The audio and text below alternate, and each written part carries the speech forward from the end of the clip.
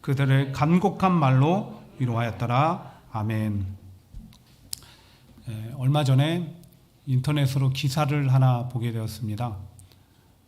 그 기사는 지난달에 서울 삼성병원에서 있었던 코로나가 우리 정신건강에 미치는 영향이라는 주제의 세미나에 대한 기사였습니다. 거기서 우리가 주목할 만한 사항은 코로나19 팬데믹이 시작된 이후에 우울증 발병률이 3.8%에서 22.1%로, 그리고 자살에 대한 생각이 4.7%에서 13.8%로 크게 증가했다는 것입니다. 그러니까 이 코로나가, 또 코로나 때문에 당한 상황이 오늘 우리의 정신 건강을 위협하고 있다는 것입니다. 그도 그럴 것이 우리가 코로나19 팬데믹의 영향으로 인해서 갑작스럽게 일상을 빼앗기고 나서 얼마나 당황했습니까? 근데 그것도 잠시 당황했던 마음이 곧 현실과 미래에 대한 많은 걱정과 두려움으로 다가왔죠. 수많은 사람들이 하루가 멀다 하고 정말 몇백 명씩 한 주에서만, 때로는 몇천 명씩 이렇게 죽어나가는 상황 속에 그것이 나 혹은 우리 가족들이나 성도들이나 가까운 사람들에게 닥치면 어쩌나 우린 참 많이 두려웠습니다. 거기다 강제 휴직을 당하거나 직장을 잃으며 당장 먹고 살 것이 걱정이 되었고, 앞으로 다가올 미래가 걱정되었습니다. 언제쯤 백신이나 치료제가 개발되어 일상으로 돌아갈 수 있을까 우리는 예측할 수 없었고, 아이들 양육과 학업도 큰 부담이었습니다. 거기다 반강제적으로 격리되며 얼마나 답답했는지 모릅니다. 이 모든 것들을 생각해 보면 코로나 이후에 우울증 발병률이나 자살에 대한 생각이 급속도로 높게, 그 수치가 올라갔다라는 사실에 대해서 우리는 이해하지 못할 것도 아닌 것 같아요. 근데 제가 이렇게 말씀을 시작하면서 이런 얘기를 서두에 드리는 이유는 여러분들 코로나로 힘들었던 것 아니까, 아니 사회나 국가는 어느 정도 회복의 기미가 보이는데 우리의 삶은 여전히 언제쯤 회복될까? 그 기미조차 보이지 않고 힘든 부분들이 남아 있으니까 그렇게 마음대로 주저앉아서 우울해하시고, 힘들면 자살도 생각하고 의기소침해하고 그렇게 사시라고 이해해드리겠다라고 그런 얘기를 드리는 게 아닙니다. 힘든 일 있으면 언제든지 낙담하라고, 그렇게 해도 된다라고 말씀드리는 것 절대 아닙니다. 물론 힘든 사람들을 우리가 공감해주고 이해해주고 함께 용기 내 살아갈 수 있도록 격려해주고 또 함께 기도해주는 일 무척이나 중요하고 필요합니다. 근데 제가 정말 말씀드리고 싶은 것은, 인간은 겉으로는 강한 것 같으나 한없이 연약한 존재라는 사실을 말씀드리고 싶은 것입니다. 그래서 파스칼이 뭐라고 했습니까? 인간은 생각하는 갈대다. 여러분 갈대 보셨어요? 갈대 어디 멀리 갈 것도 없이 여기 크로스 아일랜드 파크웨이 옆에 있는 산책로만 걸어도 갈대가 무성합니다. 갈대 얼마나 곱게 서 있습니까? 쉽게 부러지지도 않을 것 같아요. 갈대 가지고 여러 가지 만들 수도 있습니다. 근데 갈대는 바람만 불면 주체할 수 없을 정도로 흔들흔들거려요. 근데 그게 오늘 우리라는 거예요.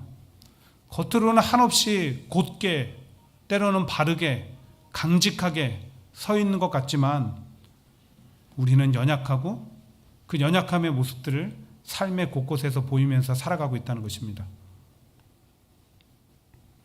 그런데 그렇게 인간이 가진 연약함 가운데 가장 큰 연약함이 있다면 그것은 바로 마음입니다. 작은 일에도, 환경이나 상황 변화에도, 누군가의 말에도, 보이는 무언가에 의해서도 영향받아서 쉬이 요동하고 흔들리는 것, 그게 바로 우리 마음이더라고요. 그런데 그 마음이 흔들리고 요동하게 내버려두면 큰일 나요. 왜요? 삶에 악영향을 미치기 때문에, 삶을 무너뜨리기 때문에. 성경도 그렇게 말을 하고 있습니다. 자기의 마음을 제어하지 아니하는 자는 성읍이 무너지고 성벽이 없는 것과 같으니라. 인생이 이렇게 된다는 거예요. 실제로 우리가 마음 때문에 힘들고 괴로울 때가 얼마나 많고, 또 마음 가는 대로 선택하고 판단하고 또 그렇게 행동했다가 후회할 때도 얼마나 많습니까? 또 그뿐입니까? 마음이 무너지면 하지 말아야 될 생각도 하고 선택도 함으로 돌이킬 수 없는 일들도 만들기도 해요. 그러니까 우리가 마음 하나만 잘 붙들어도 다스려도 삶이 달라진다는 거예요. 평안해진다는 거예요. 그래서 성경이 우리에게, 특별히 잠언이 우리에게 계속 거듭거듭해서 부탁하는 말씀이 이거예요. 무릇 지킬 만한 것보다 더욱 내 마음을 지키라. 생명의 근원이 이에서 남이니라. 오늘 내 생명도 삶도 지키는 것이 어디서부터 시작된다고요? 마음 붙들고 지키는 것부터 시작된다. 그러므로 우리는 코로나로 인해서 한없이 흔들리고 또 나약해지고 나태해지고 온갖 불안과 염려와 우울에 사로잡힌 마음 그대로 내버려 두면 안 되고요. 오히려 이럴 때를 기회 삼아서 마음을 잘 붙들고 다스릴 수 있는 그것을 훈련하셔야 돼요. 지금의 자리를 우리는 박차고 일어나야 된다고요. 왜냐하면 여러 전문가들이 얘기하고 성경이 얘기하는 것처럼요, 이 코로나는 우리 인류 가운데 생겨나는 재앙의 시작일 뿐만 아니라 말세에 나타나는 징조 중에 일부일 뿐이에요. 앞으로 더 큰 일들이 우리 가운데 닥쳐온다는 거예요. 근데 여기서 우리가 주저앉아 있고 여기서 우리가 마음을 주체하지 못하고 다스릴지 모르면 이 다음은 어떻게 살아요? 자, 그렇다면 그렇게 연약함으로 늘 요동치고 흔들리는 마음 어떻게 지키고 붙들며 살아갈 수 있을까? 그걸 오늘 말씀을 통해서 함께 우리가 찾고 나누고자 하는 것입니다. 지난 시간에 우리는 야곱의 장래에 관한 내용을 살펴보았어요. 요셉의 아버지. 특징이 있다고 한다면 애굽의 국장으로 치러졌어요. 아주 성대하고 정성을 다해서 치러졌습니다. 그리고 요셉은 아버지 야곱의 유언대로 고향 땅 가나안의 아빠를 장사 지내고 돌아옵니다. 우리는 그 모습들을 살펴보면서 야곱이 그의 백성에게로 돌아갔더라라는 표현처럼 우리도 돌아갈 곳이 있으니, 하나님께로 돌아갈 그날이 있으니 늘 살아갈 때 하나님 기억하며 살고 하나님 말씀에 늘 입각해서 살며 끝으로 현실에 충성한 삶을 살자라고 다짐하고 다짐했었습니다.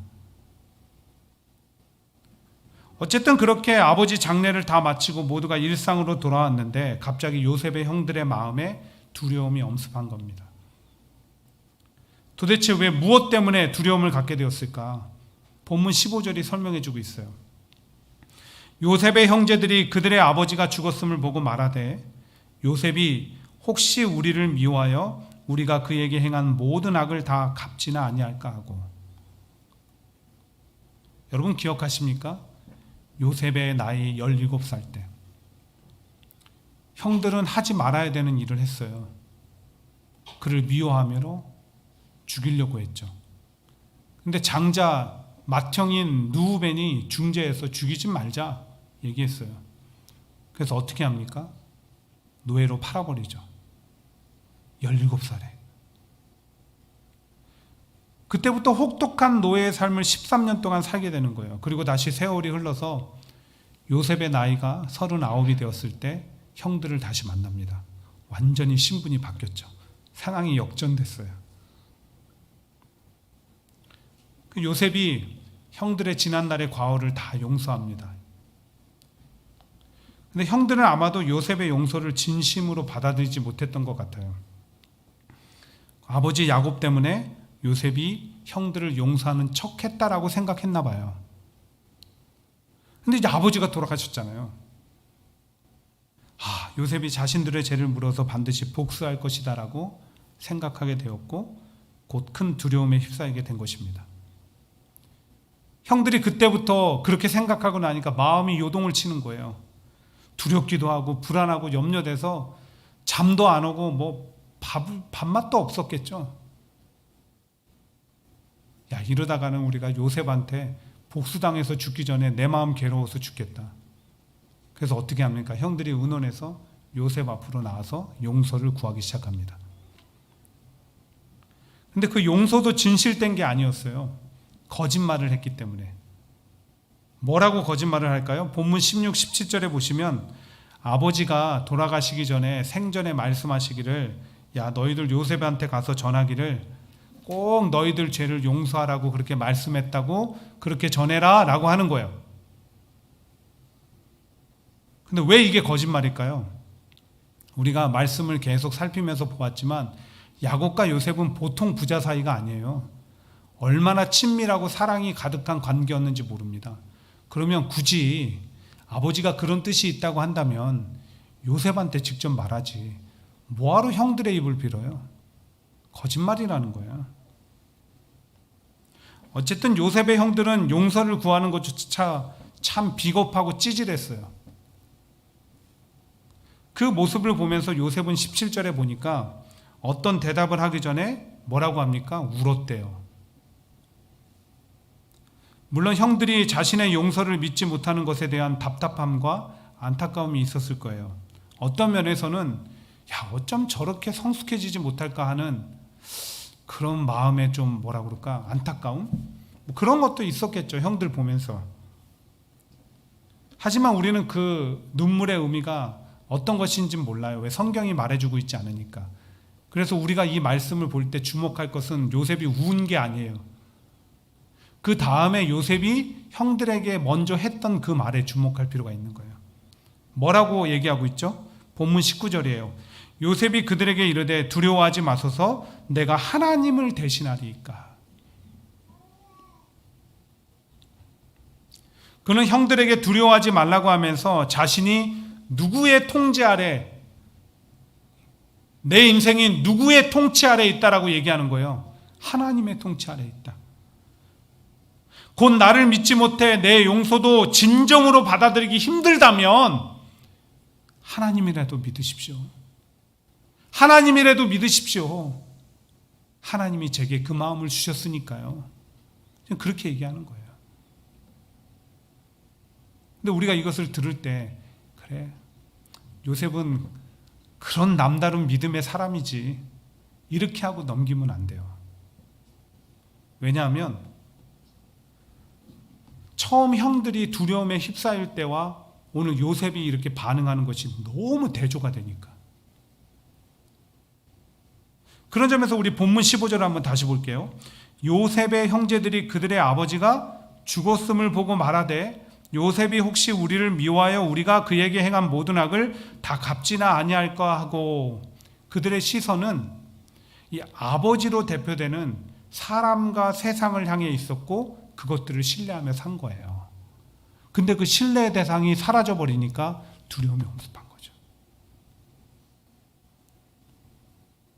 사람은 그렇게, 세상은 그렇게 신뢰의 대상이 되지 않고 그들의 힘은 영원하지 않고 오히려 우리에게 많은 실망을 가져다 주기 때문에. 요셉을 보세요. 근데 충분히 자신을 믿지 못하는 그 형들의 모습을 보면서, 아니 그렇게 오랜 시간 동안 자기의 돌봄 아래 생활을 했는데도 자기를 의심하는 형들의 모습을 보면서 얼마나 답답하고 서운하고 화가 났을까요? 그래, 너희도 원하는 대로 확 감옥에 쳐넣어 줄 게다, 이런 마음 생기지 않았겠어요? 근데 정작 그 마음이 흔들리지도 요동하지도 않았다는 거예요. 왜 그럴까요? 그의 시선은 늘 하나님께로 향해 있었으니까. 무슨 일을 당하고 무슨 일을 만나도 먼저 딱 보는 게 뭐예요? 하나님인 거예요. 요셉은. 그러니까 하나님이라는 안경을 딱 쓰고 그것을 바라보고 해석하기 시작하는 거예요. 요셉은.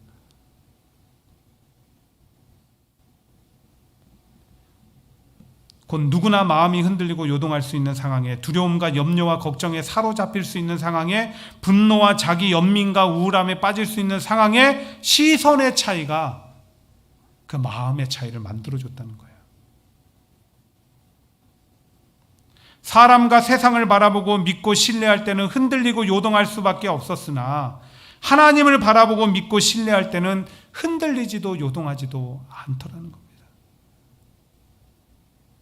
그래서 시편 42편 5절이 이렇게 성도들에게 강력히 권하잖아요. 내 영혼아, 네가 어찌하여 낭망하며 어찌하여 내 속에서 불안하여 하는고, 너는 하나님을 바라라. 그 얼굴의 도우심을 인하여 내가 오히려 찬송하리로다. 마음의 안정, 삶의 안정이 어디서부터 시작된다고요? 내가 오늘 무엇을 바라보느냐. 그럼 여기서 자연스럽게 궁금증이 생깁니다. 요셉이 그렇게 믿음의 안경으로, 믿음의 시선으로 바라보았던 하나님은 어떤 분이셨을까? 그것을 알아야 우리도 동일한 하나님을 바라보며 세상 가운데 어떤 삶의 상황과 형편 가운데 흔들리며 요동하지 않고 마음 잘 다스리고 컨트롤하면서 담대하게 살아갈 수 있지 않겠습니까? 그래서 저는 오늘 여러분들에게 요셉이 믿음의 시선으로 바라본 하나님을 딱 두 가지로만 설명하고 소개하고 말씀을 마치고자 합니다. 제일 처음, 요셉이 오늘 믿음의 시선으로 바라본 하나님은 모든 것을 선으로 바꾸시는 분이시더라고요. 모든 것을 선으로 바꾸시는 분. 본문 20절 그 초반이에요. 당신들은 나를 해하려 하였으나 하나님은 그것을 선으로 바꾸사. 요셉이 이렇게 고백하는 거예요. 그러고 보니까 요셉의 인생이 정말 이런 하나님을 체험하는 인생이었더라고요. 요셉의 인생 속에 하나님은 이런 분이셨더라고요. 모든 걸 선으로 바꾸시는. 형들은 비록 요셉을 미워함으로 악한 마음을 먹고 죽이려다가 형 르우벤의 만류로 노예로 팔게 돼요. 누가 봐도 그의 인생은 이제 끝난 것입니다. 그런데 하나님은 그 많고 많은 애굽 사람들 중에서 시대장 보디발의 집에 팔려가게 하시고 거기서 은혜를 받아 가정 총무가 되게 하시는 거예요. 그러다 어느 날 보디발의 아내의 유혹을 거절했으나 오히려 그녀는 자신의 죄를 감추기 위해서 그 죄를 누구에게 뒤집어 씌워요? 요셉에게. 이제 그렇게 감옥에 갇히게 됐는데 노예가 주인의 아내를 겁탈하려다가 감옥에 갇혔으니까 중형에 처해질 것이 불을 보듯 뻔해요. 그런데 하나님은 거기서 또 은혜를 주시는 거예요. 술 맡은 관원장과 떡 굽는 관원장의 그 꿈을 해석하게 하시고 잠시 잊혀진 것 같았으나 아주 적절한 때에 바로왕 앞에 서게 하시고 바로왕이 그렇게 고민하던 꿈을 해석해주고 국가에 큰 공을 세워서 마침내 어떻게 됐죠? 제2인자 국무총리의 자리에 앉게 되는 거예요.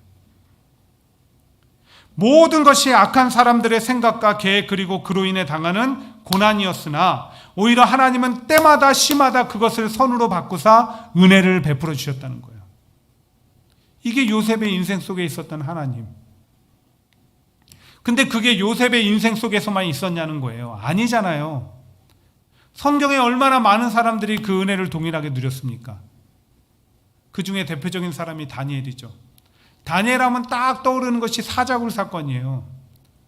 다니엘이 기도함으로 사자굴에 던져진 것 맞아요. 근데 관점을 달리해 보세요. 악한 사람들, 다니엘을 시기 질투하는 그 다른 신하들의 계략에 의해서 그 함정 속에서 그 사자굴에 던져진 거잖아요. 근데 하나님은 그 악한 사람들이 한 계획 그대로 흘러가게 하셨습니까? 아니잖아요. 던져졌지만 그 안에서 은혜를 누려요. 여러분 사자굴에 던져지면 들어가면 여러분 살 수 있어요? 그것도 굶주린 사자한테? 근데 하나님이 살게 하신 거예요. 천사를 보내서. 그리고 하나님의 사람임을 경험하고 나서 왕이 오히려 그 악한 계략을 꾸몄던 그 다른 신하들을 사자굴에 던지잖아요. 하나님은 선으로 바꿔서 은혜를 주신다니까요. 근데 그게 성경 속에서만 존재했던 게 아니에요. 여러분들의 인생을 한번 돌아보세요. 하나님은 선으로 바꿔주셨어요. 많은 문제들을, 많은 환난들을, 많은 상황들을, 많은 환경들을, 많은 현실들을 여러분들에게 은혜로 바꿔주셨어요. 선으로 바꿔주셨어요. 그래서 그때는 몰랐는데 내가 이렇게 생각할 때가 있었다니까요. 하나님이 이러시려고 그러셨구나. 근데 문제는 뭐예요? 우리가 그것을 기억하지 못해서 악한 이들의 계략 속에 빠졌을 때, 문제와 고난의 상황과 환경에 직면했을 때 좀처럼 모든 것을 선으로 바꾸시는 하나님을 바라보지 못하는 것. 기억하지 못해서. 그러니 마음이 요동하고 흔들려서 스스로 더 힘든 시간 보내는 거예요. 또한 인생 자체가 그 괴로움 속에 깊이 빠져가 좀처럼 헤어나오지 못하는 거예요. 그러나 우리가 어떤 원치 않는 일을 만나도 상황과 환경과 현실에 직면한다 할지라도 하나님을 기억하고 바라보면 마음을 잘 다스리고 통제할 수 있을 뿐만 아니라 우리는 인내하며 기다릴 수 있는 거예요. 그리고 그 인내는요, 단순한 참고 기다림이 아니에요. 그럼 뭘까요? 앞에서 요셉이 고백했던 하나님은 그것을 선으로 바꾸사에서 이 바꾸다라는 것의 원어적인 뜻은 생각하다예요. 생각하다. 바꾸다가 체인지가 아니라 하나님이 생각하시다라니까요. 곧 우리가 하나님을 바라봄으로 하게 되는 인내는요, 하나님께 생각할 시간을 드리는 거예요. 다른 말로 하면 하나님이 그것을 선으로 바꾸실 계획을 짤 수 있는 그 시간을 드리는 거라니까요. 우리의 인내는 그런 거예요. 그것을 알고 나면 우리가 그냥 참고 기다리는 거예요? 아니잖아요. 확실한 기다림이니 확실한 소망이니 얼마나 그 시간도 기쁘고 즐거워요. 감사할 수 있는 시간이죠.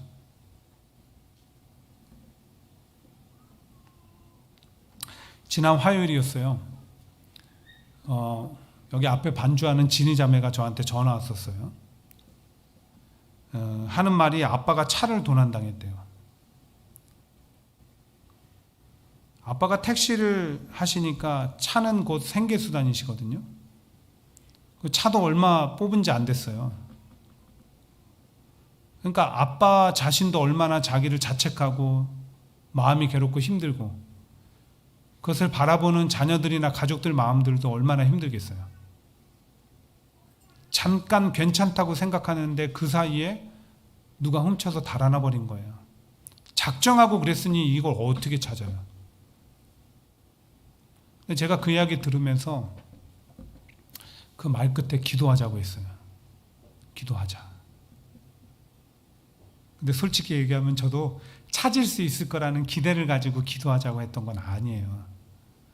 그때 제가 기도하자고 했던 것은 어떤 마음이었냐면요, 이 말씀을 준비 중에 있었으니까 선으로 바꾸실 하나님, 차를 찾고 못 찾고의 문제가 아니라 하나님이 어떻게 이것을 선하게 이끌어 가실까, 좀 그걸 기대하자는 마음으로 기도하자라고 이렇게 얘기를 한 거예요.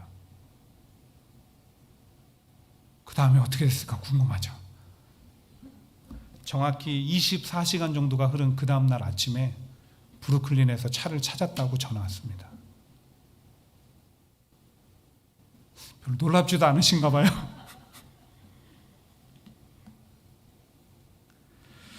로마서 8장 28절은 말씀합니다. 우리가 알거니와 하나님을 사랑하는 자 곧 그의 뜻대로 부르심을 입은 자들은 모든 것이 합력하여 선을 이루느니라. 우리 인생이 그렇다는 거예요.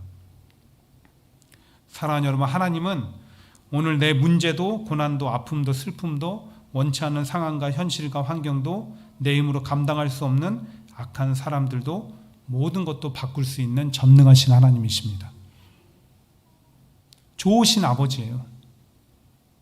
그 하나님을 기억하고 또 바라봄으로 마음을 잘 다스리고 붙잡아 살아가며 마침내 모든 것을 선으로 바꾸시는 하나님의 은혜를 체험하는 우리 삶이 되길 주님의 이름으로 축원드립니다.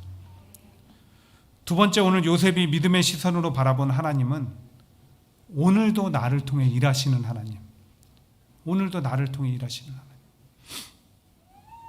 본문 20절 후반절이죠. 오늘과 같이 많은 백성의 생명을 구원하게 하시려 하셨나니. 요셉의 두 번째 고백이에요. 대개 사람들은 요셉을 말할 때 꿈꾸는 사람, 꿈꾸는 자 이렇게 얘기해요. 그가 어려서부터 아주 크고 원대한 꿈을 꿨기 때문에 훗날 애굽의 국무총리가 되었다라는 거예요. 그래서 자녀들한테 가르치죠. 야, 너도 꿈을 크게 꿔. 꿈을 크게 꿔. 야, 대통령 왜 못 돼? 꿈 크게 꾸라고. 우리 이렇게 얘기하잖아요. 아주 틀린 얘기 아니에요. 좋은 얘기예요. 왜? 우리의 관점에서, 우리의 시선에서는 그 꿈 꿀 수 없지만 하나님의 관점에서 우리 꿀 수 있는 거예요. 그리고 또 애들한테만 그렇게 가르치지 마시고, 야, 내 나이가 몇인데 그런 말 하지 말라고 제가 그랬잖아요. 모세도 85세에 부르심 받았고 아브라함도 75세에 부르심 받았으니까 그 이하는 절대 그런 얘기 하지 말라고. 그러니까 여러분들도 꿈을 꾸셔야 돼요. 그렇게. 그건 다 좋은 얘기인데 근데 그러고 마시면 안 돼요. 왜냐하면 요셉은 과정 없이 꿈을 이루지 않았기 때문에. 그러고 보면 우리가 간단하게 요셉의 인생을 얘기해서 그렇지 하나하나 자세히 들여다보면 정말 견딜 수 없는 고난의 연속이었어요. 여러분 같으면은요, 뭐 여러분의 가족이나 사랑하는 가까운 친구나 어떤 이가 나를 배신하고 나를 그렇게 팔았다, 해하려고 했다, 용서하고 살 수 있겠습니까? 하루아침에 사랑받던 아들에서 모든 자유가 빼앗긴 노예의 신분이 되었는데 그냥 받아들이고 살 수 있겠습니까? 하나님 앞에 정직하게 살아가려고 유혹을 거절했는데 억울하게 감옥에 갇혔는데 그냥 수용할 수 있겠습니까? 하나님 원망하지 않을 자신이 있으세요? 이 중에 한 가지만 내 자신에게 닥친다고 해도 우리는 힘들어하고 인생 정체를 비관적으로 바라보는 비관주의자가 될 거예요. 요셉은 그렇지 않았다는 거예요. 모든 것을 수용하고 이해하며 잘 견뎌냈어요. 근데 그 비결이 바로 앞에 제가 읽어드렸던 20절 후반절에 있다니까요. 오늘과 같은 많은 백성의 생명을 구원하게 하시려 하셨나니 원치 않는 문제와 고난 속에 말할 수 없는 고통이 몰려왔지만 이해할 수 없는 상황과 현실 속의 삶을 자포자기하고 싶은 마음이 수없이 들었지만 여전히 내 인생 포기하지 않으시고 함께 하시며 통하여 일하시는 하나님을 바라보고 믿었기 때문에 견디고 이겨내고 살 수 있었다는 거예요. 그리고 그 고백은 국무총리가 되고 형들을 처음 만났을 때도 동일하게 했어요. 뭐라고 했죠? 당신들이 나를 이곳에 팔았다고 해서 근심하지 마소서, 한탄하지 마소서. 하나님이 생명을 구원하시려고 나를 당신들보다 먼저 보내셨나이다. 그런즉 나를 이르러 보내신 이는 당신들이 아니요 하나님이시라. 하나님이 나를 바로에게 아버지로 삼으시고 그 온 집의 주로 삼으시며 애굽 온 땅의 통치자로 삼으셨나이다. 오늘도 내 인생을 통치하시고 내 인생을 통해서 일하시는 분은 누구예요? 하나님. 요셉은 그렇게 한결같은 믿음의 시선을 가지고 살았기에 모든 것을 극복하고 훗날 진정한 인생의 성공자가 될 수 있었다는 거예요. 이 과정이 있었기 때문에.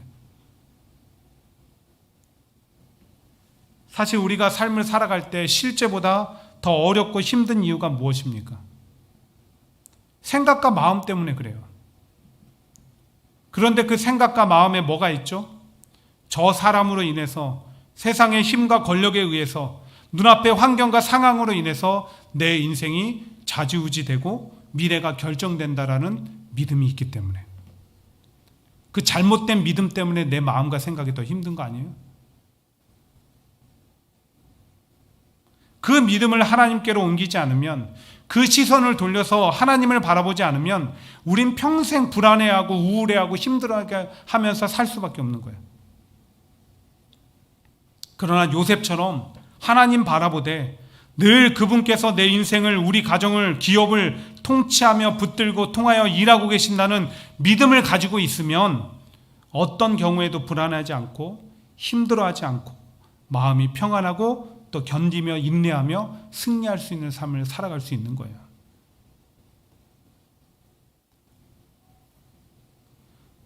근데 이게 그냥 듣기 좋으라고 하는 말이 아닙니다. 요셉의 인생을 통해서 하나님 정말 그렇게 일하셨고요. 광야 시대 이스라엘 백성들을 통해서 정말 하나님 그렇게 일하셨어요. 그러니 보이는 것에 너무 집중하지 마시고 보이지 않지만 실제 하시는 하나님께 집중하는 삶이 되시기 바랍니다. 특별히 이렇게 하나님께서 우리의 모든 것을 통치하시고 붙들고 통하여 일하신다는 시선 혹은 관점을 전문 용어로 통전적 시각이라고 얘기해요. 그러니까 어떤 일을 단편적으로 하나하나 조각조각 보는 게 아니고요, 하나로 연결해서 보거나 전체를 통틀어서 보는 것을 통전적 시각이라고 합니다. 자, 자, 그런 관점에서 여러분 인생을 한번 오늘 집에 돌아가셔서 전체를 놓고 보세요. 그 전체를 놓고 보시되 그냥 보시지 말고 하나님이 어떻게 일하셨는가를 전체를 놓고 한번 보세요. 그 퍼즐을 한번 맞춰보시라니까요. 그럼 분명히 저는 확신합니다. 여러분 인생 가운데 일하시는 하나님이 보일 거예요. 근데 그게 다가 아니라 하나님은 오늘도 일하고 앞으로도 일하실 것이라는 거예요. 그 하나님 바라보면서 늘 평안 누리고 담대하게 살아갈 수 있게 되길 주님의 이름으로 간절히 축원드립니다. 한 가지 얘기만 더 하고 말씀 맺을게요. 제가 여러분들한테 자주 소개했었던 그 이지선 자매 기억하시죠? 지금은 한동대 교수님 되셨는데 지선 자매가 어느 교회에서 최근에 간증 집회했었던 영상을 제가 보게 됐어요. 근데 전에 알지 못했던 새로운 사실을 제가 알게 됐어요. 그게 뭐냐면 지금 뭐 화면에 사진으로 보시는 것처럼 정말 그 미래가 촉망했던 2대 4학년 교육과 졸업반이던 그 시절 음주운전하고 도주하는 차량에 의해서 받쳐서 차에 불이 나고 전신에 3도 화상을 입는 끔찍한 사건을 당하잖아요. 얼마나 인생이 살기 힘들었겠어요. 근데 그래도 감사한 것은 믿음의 부모가 있었고 믿음의 교회 공동체가 있어서 자꾸 격려해주고 시선을 바꿔주니까 다시 살아갈 용기를 얻고 살아갈 의지가 생기고 소망이 생겨나는 거예요. 그래서 살아가는 거예요. 그러던 어느 날이었대요.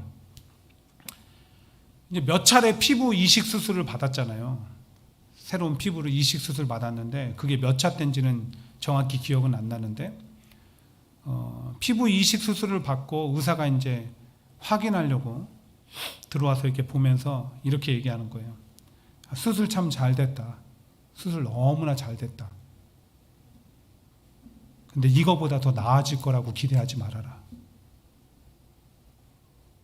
네가 세상에 나가서 다른 사람들처럼 사람 구실하면서 무슨 일 할 수 있을 거라고 생각하지 말아라. 이렇게 얘기했대요. 뭐 의사들 좀 냉정하잖아요. 극단적으로 얘기하고. 그리고 나갔는데 의사가 나가고 나서 혼자 거울을 보는데 거울 속에 비친 모습 속에 의사가 했던 말이 자꾸 귓가를 떠나지 않는 거예요. 세상에 나가서 네가 다른 사람들처럼 생활하고 사람 노릇하면서 살 수 있을 거라고 생각하지 말아라. 이거보다 더 나아질 거라고 생각하지 말아라. 마음이 막 무너지고 절망스러운 거야. 근데 그때 하나님이 이런 마음 주셨대요. 하나님이 그때 그 마음을 붙드사 이런 마음을 주신 거예요. 의사는 너의 건강을 진단할 수 있으나 너의 인생이나 미래까지 진단할 수 없단다. 내가 모든 것을 선으로 바꾸며 앞으로 너의 인생을 통해 일할 것이다. 하나님이 그 마음 주시고 나니까 조금 전까지 너무나 힘들었던 마음이 주체할 수 없던 그 마음이 기대와 소망으로 채워지고 감사와 기쁨으로 충만하게 되었다는 거예요. 근데 지금 지선자매의 인생이 누구의 생각과 말대로 됐어요? 의사의 생각과 말대로 됐습니까? 아니잖아요. 오히려 많은 사람들을 위로하며 하나님이 귀하게 사용하고 계시잖아요. 그렇습니다. 사랑하는 성도 여러분, 사람들은 자꾸만 우리에게 이런 실망감을 줘요. 마음을 힘들게 해요. 또 내게 보여지는 상황과 환경과 현실이 나를 힘들게 할 때가 많아요. 비단 코로나뿐 아니라 지나온 우리 인생 가운데 늘 그렇게 악영향을 미쳐왔어요. 그래서 우리는 자꾸만 거기에 시선 두어 괴로운 마음 가지고 살아가면 안 됩니다. 오히려 그럴수록 하나님 바라보셔야 돼요. 괴로울 때 주님의 얼굴 보라. 그래요. 모든 것을 선으로 바꾸시며 또한 나와 우리 가정을 통해서 일하시는 하나님을 믿으시기 바랍니다. 그래야 앞으로 어떤 삶의 위기와 고난과 문제와 환난이 닥쳐온다 할지라도 실망과 낙심이 나를 휘감는다 할지라도 마음을 잘 다스리고 통제하여서 마침내 요셉처럼 우뚝 서고 승리하는 그런 믿음의 삶이 되시고요. 내 마음 하나 다스리지 못해서 남을 의지하지 마시고 요셉처럼 남을 위로하는 성숙한 믿음의 사람들 되시기를 주님의 이름으로 간절히 축원드립니다. 오늘 말씀 우리가